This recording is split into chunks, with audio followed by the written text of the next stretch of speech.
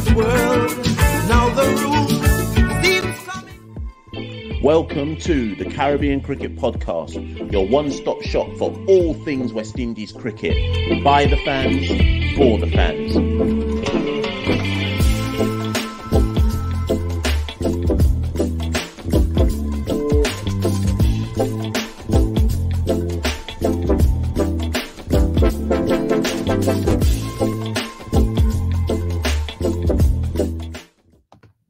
Yes, people. Welcome to another episode of the Caribbean Cricket Podcast.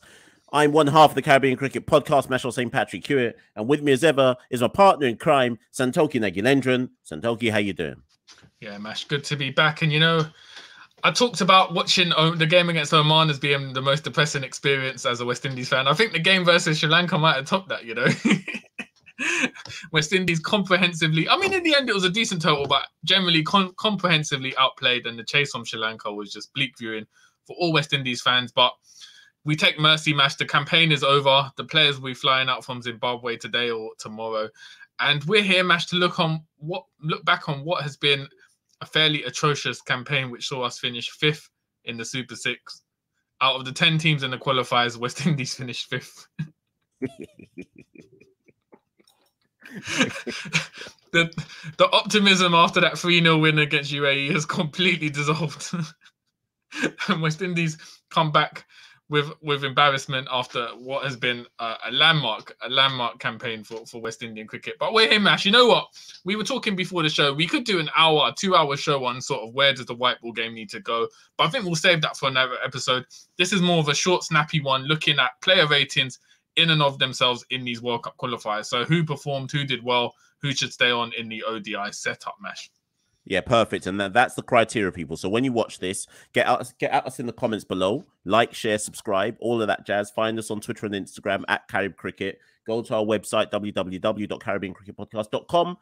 Become a patron, all of that. But what we're going to do, as Santokie says, is for every player, we'll give our own ratings. You can agree, you can disagree.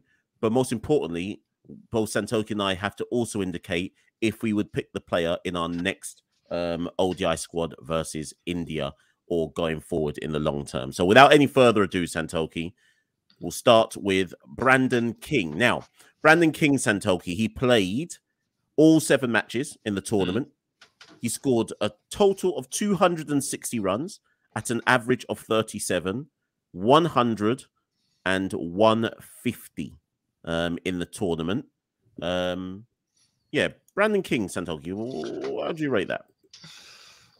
It's between a 5 and a 6 for me, Mash. I'll go over 6 because I think the 100 he scored was against Oman. So you got to take into fact that in that context.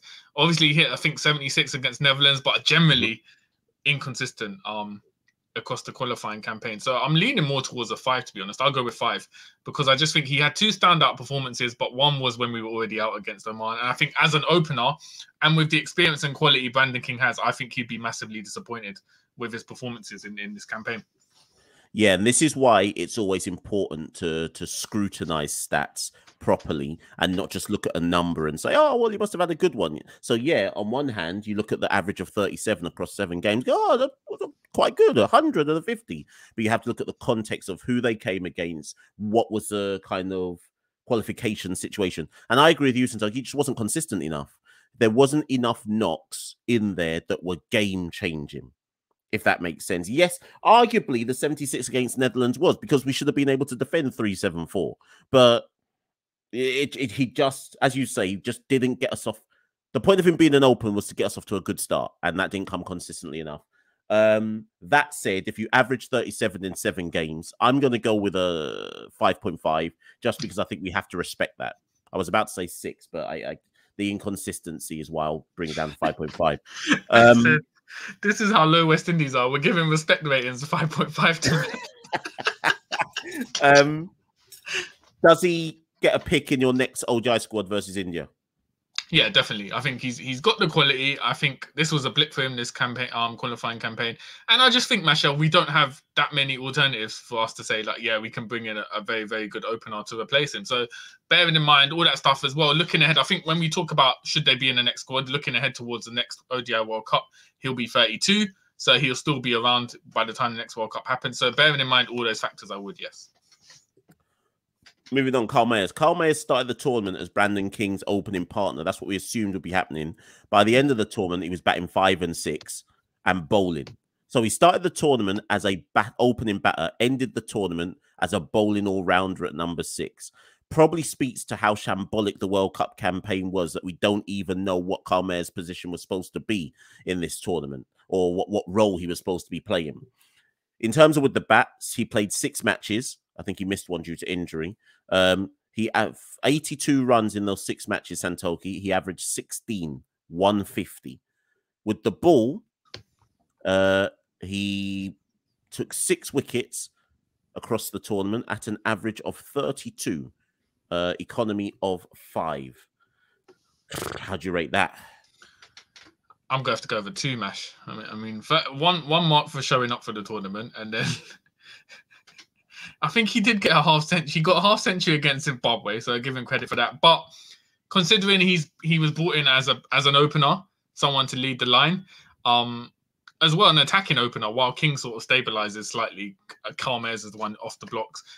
Considering how he dropped down the wickets, I don't even know if we can take the wickets into fact, because that's just a bonus with Carl Mayers' game, and even then he wasn't prolific.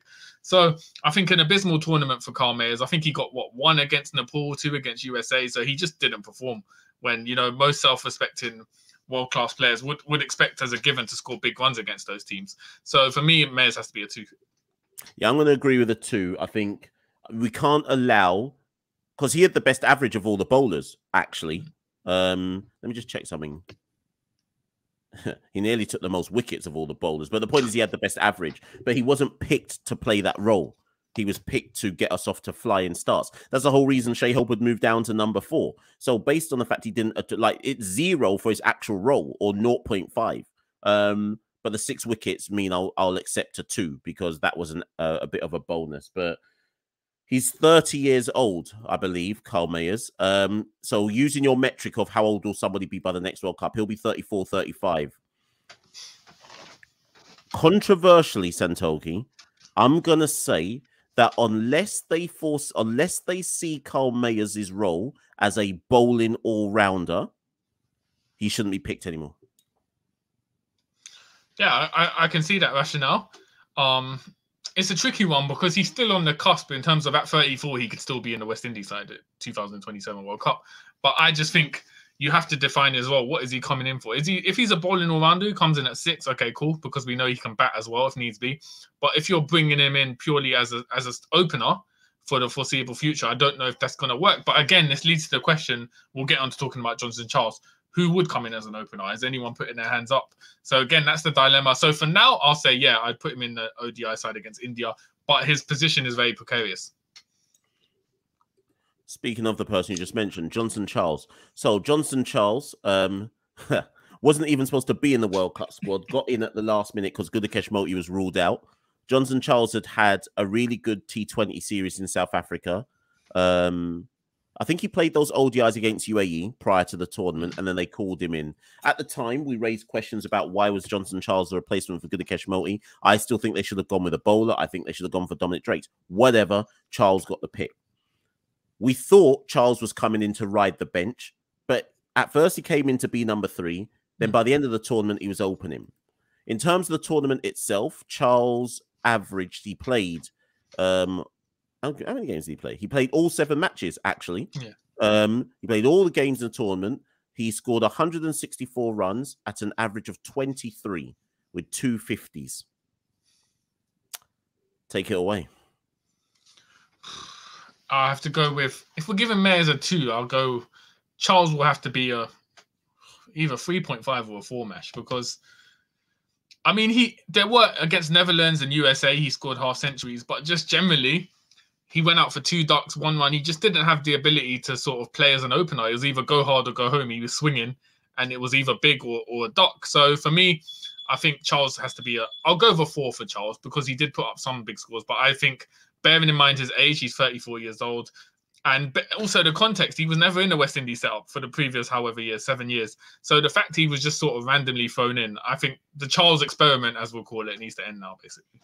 Yeah, he's out the team. Like that's it. His career's done in terms of ODI cricket. T20 team, he's probably sticks around for the T20 World Cup. And what sums him up, Santokie, is I thought he came into this competition playing as if it was a T20 competition, because a lot of the dismissals were dunce dismissals, swiping across the line, going for big booming drives. Hence why he got so many ducks and ones and twos, etc. And even the innings where he did score 50s, it wasn't like he played, although he came in playing T20 cricket, they weren't actually T20 innings. They were like 60 off 80. Like, do you know what I mean? Or 55 off 60 or something like that. So it wasn't even like it was blistering starts. 2 out of 10. 2 out of 10 for me. You're brought in as an opener. You can't average 23. You just can't. I'm sorry. That's not good enough. It should be 1 out of 10. But if we've given Mayers 2, then I can't give Charles less than Mayers. At least yeah, if Mayers is the benchmark for 2, then Charles has to be 2 as well. Anyways, moving on. Shai Hope. The captain, Shai Hope. So moved down to number 4. He scored 300. He played all 7 matches, obviously. He scored 341 runs across the tournament, the second highest run scorer for West Indies, aggregate run scorer, at an average of 57. So, I mean, the average, he scored 100 and 2 50s. His strike rate was actually 97 across the tournament as well. Still feels like it was a subpar tournament for him, but he did average 57. I was surprised when you said that average, to be fair. It felt like he was a standout in a poor side, but it was still underwhelming by standards. But when you put it in the context of 57, up the strike rate, also had the duties of being wicketkeeper and captain. I mean, he did as much as one man could do, Mash. So I would have to go over 9 for him. So, I mean, he scored the 54 against USA, we won that. He scored 132 against Nepal, we won that. He scored 63 not out against Oman. We won that. So in some senses, he did what he always does. Yeah. When Shai Hope scores 50 and above, we're in the game, generally speaking. So when he did what he does, we won those games. Against Netherlands, he scored 47. Again, you can't knock it because we should have been able to defend 374, etc. I'm not going to give him 9. Well, no, because he averaged 57. Yeah, this is the thing. The average is mad. How can I not give him a high score if you average 57?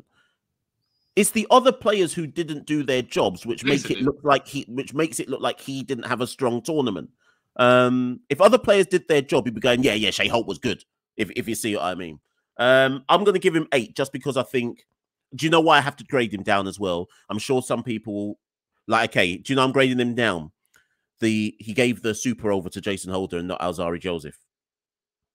Yeah, Sammy made it clear that was Shai Hope's decision. So I'm going to grade him down for that. Let's give him an 8. And some people in the comments will say, why are we giving him so high? But we'll give him an 8. Nicholas Pooran, Santokie. Pooran, he was our top run scorer in the tournament. He scored 300. He played all 7 matches. He scored 350 runs at an average of 70 with 200s in the tournament. Let me just find those hundreds again. So 104 not out against the Netherlands. Again, should have been enough. 115 against Nepal. I guess it didn't really perform in the other games. I think against 19 not out against Oman. The wickets against Scotland and Sri Lanka, I felt he gave those wickets away a bit. He got a teeth. Was he the one who got the teeth out against Zimbabwe? Yeah. I feel like there was a teeth out decision against Zimbabwe. But again, our top run scorer in the tournament. If Hope is 8, then Pooran has to be 9 then. But if you look at the context match, like you said, he got the 2 centuries, which is why he got the runs, but then he wasn't consistent against the other side, where at least Hope had a degree of consistency, and then Hope had additional roles as well. But then you can balance that out by saying Pooran was batting at 6, so essentially he had to go hard when he was coming in a lot of times. He didn't have time to sort of stabilize. So I'd go with an 8 for Pooran. I don't think it was more than Hope, but he was the leading run scorer for West Indies, so you can't really knock that either. Yeah, I think I'll grade it down to 8 because, again, it was a subpar tournament in general for the team. And actually, again, similar to what we said about Brandon King, you can have good scores like he did against Nepal and Netherlands, but he wasn't truly consistent, if that makes sense. But again, if somebody averages 70 across a tournament, you can't really kind of poo-poo that. Again, if others had done their job, we'd be championing what Nicholas Pooran had actually done in the tournament. Just to clarify as well, people, the reason we didn't ask whether Hope and Pooran should be in the squads going forward is because that's obvious. So we don't need to ask that question. Machel Santokie, he started the tournament as our number 6, and the vice captain. He played 3 games, Santokie, dropped bare catches. Was coming in as sub-fielder and dropping bare catches in the tournament as well. Played 3 games, got dropped, averaged 10 in those 3 games with a high score of 29. I think 29, which means the other scores were 1 and duck. Didn't bowl in the tournament. 0. It has to be 0. 0. Because if you look at the 2 innings, it was a first ball duck and then the one was off 2 balls. If we're saying Johnson Charles came out trying to play T20, then Rothman came up trying to play T10 Abu Dhabi, basically. There was no head sense to anything that he done. And bearing in mind, he's been in the setup for the past few months and he's vice captain as well. You just expected more. He was the biggest letdown for West Indies in this tournament. So for me, it has to be a 0. The fact he got dropped and never resurfaced again tells me that his time in the ODI squad is out. I don't envisage how Sammy allows him to get picked for the India series. What do you reckon? Yeah, I definitely think he's not going to be in the India series. And I mean, it would take another monumental Super 50 with Jamaica maybe to be considered again. But generally, I think they should just let him focus as captain of the T20 side and just take him away from ODIs. Yeah. Listen, the guy's played over 50 ODI games. It might be more than that, and he averages 22. I'm sorry. Rodman, he's only 29, and yes, you may come again, and yes, you're within the age bracket to still play a role in ODI cricket, but I'm sorry, you're out for me. Roston Chase, Santokie. So Roston Chase played he played 6 games. He missed 1 due to injury. With the bat, 100 runs across the tournament, average of 33, 150. He often batted at number 7 or 8, it must be said. With the ball, 5 wickets at an average of 51. Economy 5.5. Do you know what? Roston started the tournament, I wouldn't say strong, but okay. And then you see that over he bowled in the penultimate over he bowled when Netherlands were chasing 374. Netherlands needed like 32, I think, in the last 2 overs. And I think Roston bowled an over that went for like 21, maybe. No, they needed 30. And Roston bowled the 49th over and went for 21. That to me was the turning point for his tournament because we lost that game. Our heads went for the whole tournament after that. In terms of with the bat, I mean, he barely batted in the tournament, actually. He scored 44 against Zim. Actually, with the bat, he was okay. He scored 55 against USA, 44 versus Zim. Didn't really bat in the rest of the tournament. But you have to remember, Santokie, that with Roston, everyone's criticism was, should Roston even have been there to begin with? I'm going to give Roston... What was his role, actually? What was his role in the team? Actually, whatever you grade him, Santokie, depends on what you think his role was. Was he in as a lower order batter, or was he in as the frontline spinner meant to take wickets? It's hard to tell. He sort of... You know what? Considering he hadn't been in the ODI team, he hadn't played an ODI for what, like 2 years or something like that, since the Island series or something. He slotted in well, but again, there was just what was his purpose in the side? It was kind of like a classic Roston Chase thing, just bits and pieces here and there. Is he a bit of bowling, bit of batting? So I would say it was a 5 because he kind of did bits of both. But generally, what did he offer as a specialism basically in this side? I'm going to say 4. And the reason I'm saying 4 is because the more I think about it, I don't even know what he was picked to do. So if he was picked to like be a steady bowler, did he really do that? I mean, the economy was 5.5. He took 6 wickets at 51. So you'd argue no. Like, he wasn't penetrative.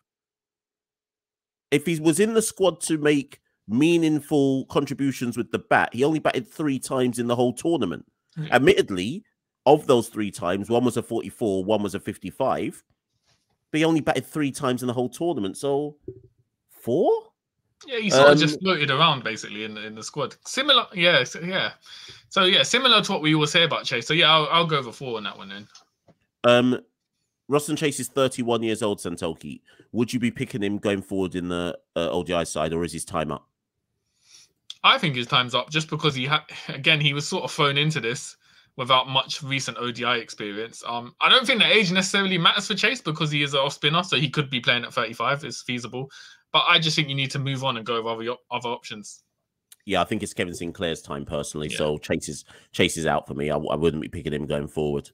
No, not him. Shamarh Brooks. Oh, Shamarh Brooks. He played 3 matches. Was supposed to start the tournament as our number 3. Got injured, which let Johnson Charles in. Never really got a look in again. And even when he did play in the tournament, in those 3 games he played, he averaged 9. Now, the joke is in 2022, Shamarh Brooks was actually quite good in ODI cricket, relatively speaking. He's had a shocker of a year in 2023. He's basically tailed off massively. I think his ODI average has gone from being like 37 or whatever it was to now being, what's it dropped down to? It's dropped down to 30. 0. Yeah, it has to be 0 because he only played 3 innings. He scored what were his scores? 25-0-2, and he was batting as a top order batsman. Has to be 0. Don't know whether he was fully fit or the situation regarding that way fully recovered, but regardless, it has to be a 0. And he's the oldest, as far as I believe, he's the oldest member in the side. He's going to be 35 in a few months. So I think that's the end of the ODI stint for Brooks. Yes, his career's done now in ODI cricket. He's out, not getting picked again for me. Jason Holder, Santokie. So Jason Holder played 5 games, missed the last 2 because he flew back to get ready for the Test series. With the bat, 5 matches, 144 runs at 36 with 150 in there. And with the ball, he was our top wicket taker. No, he wasn't. Sorry, that was Azari. He got 6 wickets with the ball at 35. But he was our bowler with the best economy, 4.62. So 36 wickets at 35 and 144 runs at 36. What, 6? I mean, 5? Based on the performance, 5 or 6? I would say 5, but then you have to drop 2 marks for that super over, man. So it comes down to a 3 because it basically. How are you letting the highest ever score in a super over in international cricket?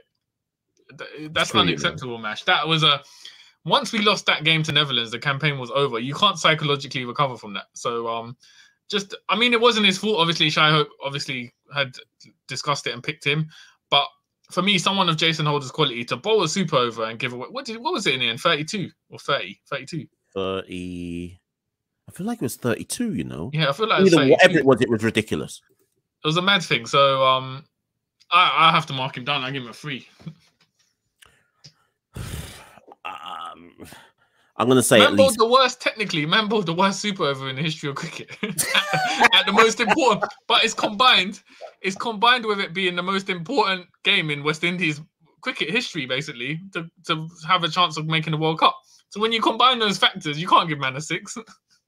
Yeah, I can't give him a 6. I'm going to say 4. I'm going to say 4 because of everyone else, he was still probably one of the more competent performers overall, but we'll leave it at 4, which is harsh for somebody who averaged 36 with the bat and 35 with the ball. But we have to also remember we can criticize Desmond Haynes till the cows come home, but Jason would have been picked with the idea of being a frontline bowler to get wickets, and he didn't do that either. So actually, 3 might be right, to be fair. I think he should retire from ODI cricket.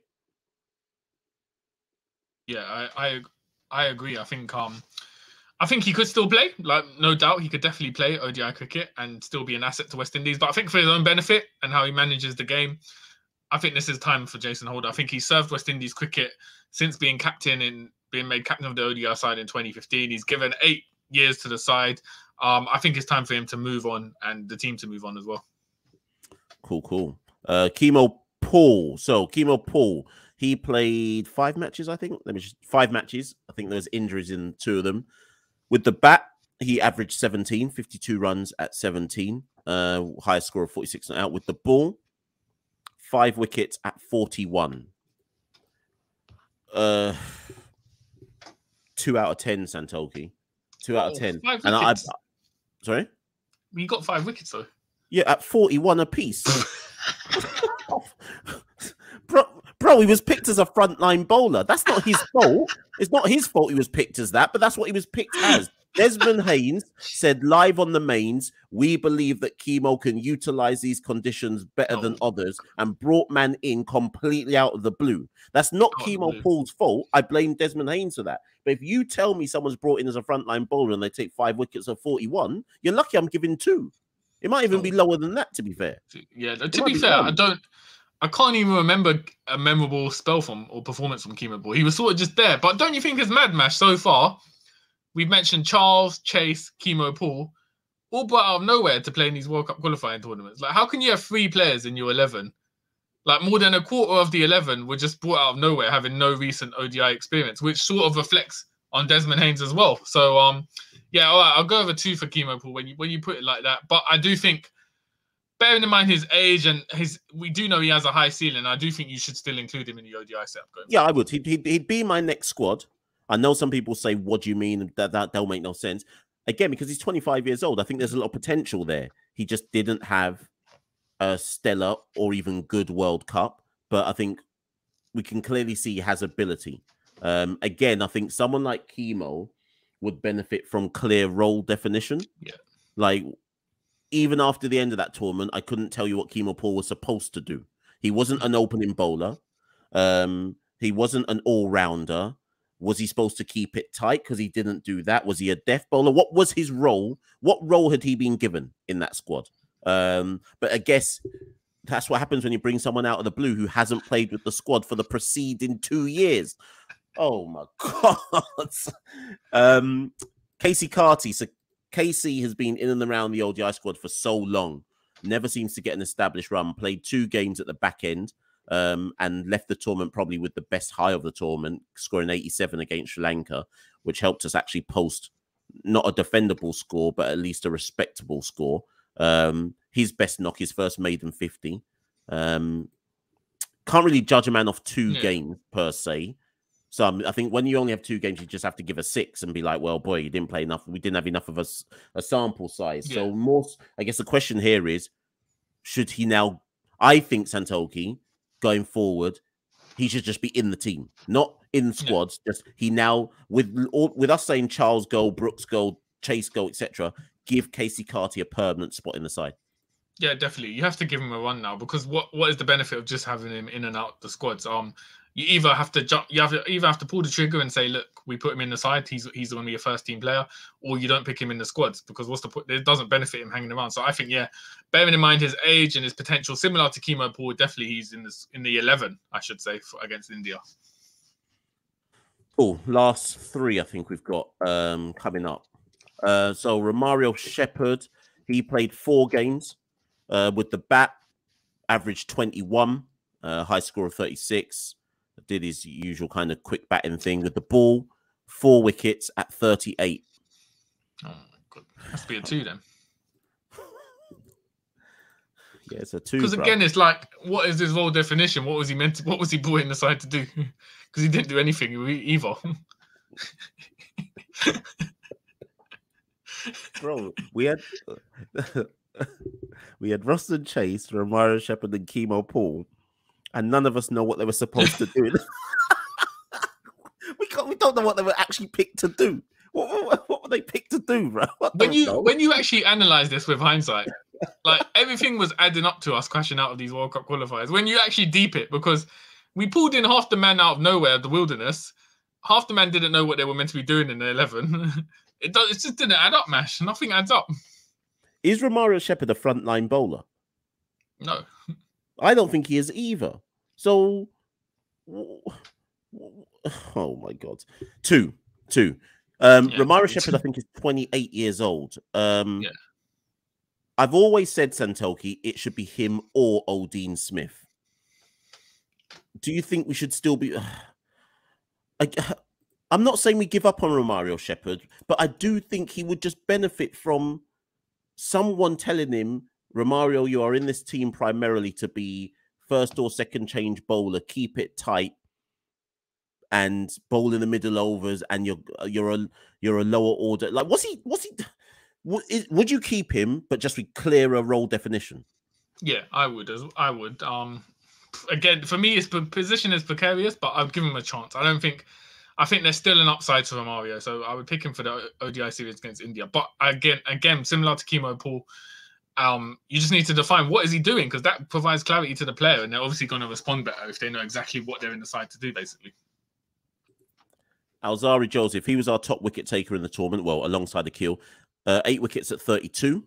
Not stellar by his usual standards, but still was effectively our best bowler, as he should be given his kind of ODI rankings. But it wasn't a strong tournament for Alzarri. That's middling for Alzarri. Yeah. 6.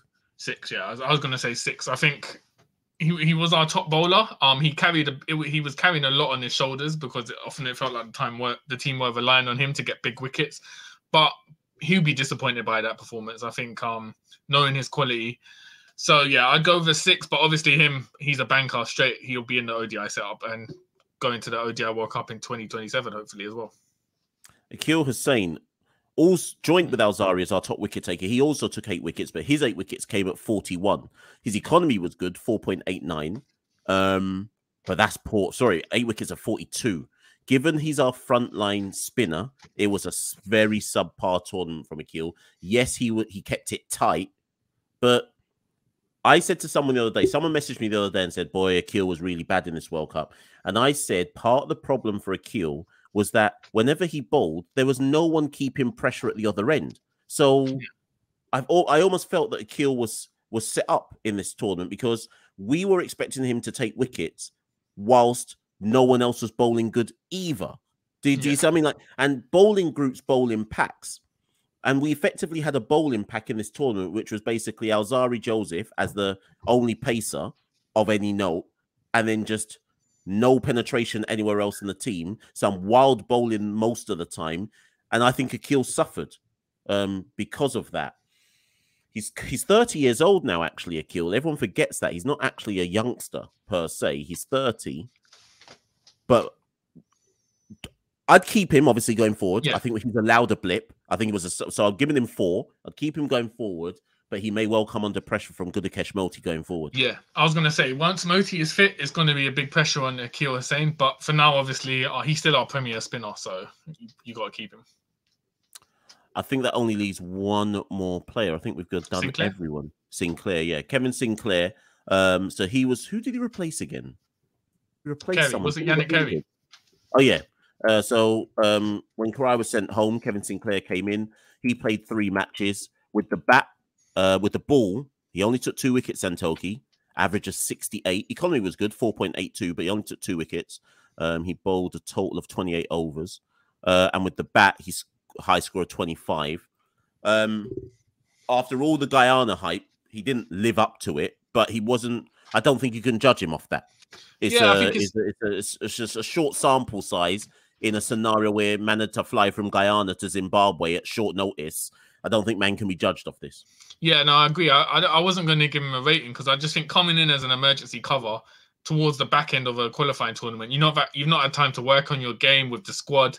So he just basically had to do what he could do. So I wouldn't give him obviously it wasn't great numbers, but I wouldn't give him a rating based on that. But he's definitely someone who comes into the squad against India.